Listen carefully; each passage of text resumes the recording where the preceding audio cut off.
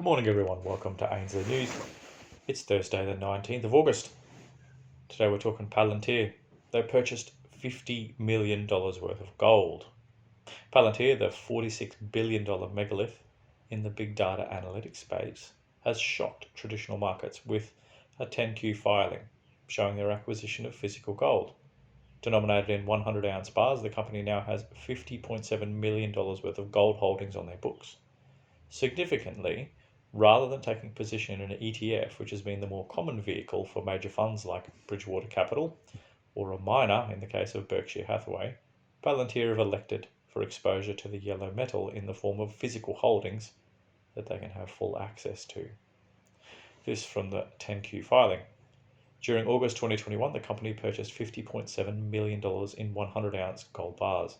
Such purchases will initially be kept in a secure third-party facility located in the northeastern United States, and the company is able to take physical possession of the gold bars stored at the facility at any time with reasonable notice. A spokesperson for the company explained the move by saying that the company is preparing for another black swan event by stockpiling gold bars. This follows on the theme we spoke about in yesterday's article of growing uncertainty in market participants, bracing for a major reversal in indices.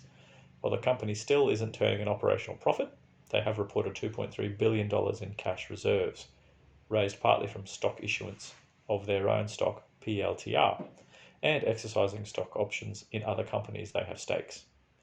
As a result, they're looking for a return on that cash stake.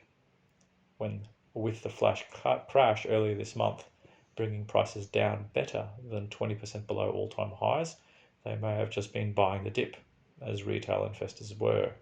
Chief Operating Officer Shyam Sankar has previously stated that Palantir Technologies is now inviting customers to pay for its data analysis software in gold. If they go ahead and begin accepting gold for services rendered, we can add medium of exchange to gold's use cases. This isn't the company's first foray into non-traditional currencies. The company has previously voiced interest in accepting Bitcoin as a payment method. According to Sankar, accepting crypto and bullion reflects more of a world view, and that you have to be prepared for a future with more black swan events. The worldview pretending a major liquidity event in the near-term horizon is one that is increasingly being shared by more market participants as inflation continues to quicken.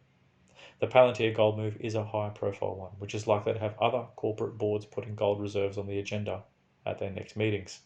Commentators on CNBC's Fast Money weighed in with Karen Finerman, pointing out that it's unusual to see gold reserves on a company's balance sheet, except in the case of gold miners. Guy Adami emphasized this is an actual gold investment as opposed to an ETF, and that this is one of those days you bookmark. This is Palantir saying central banks are out of control.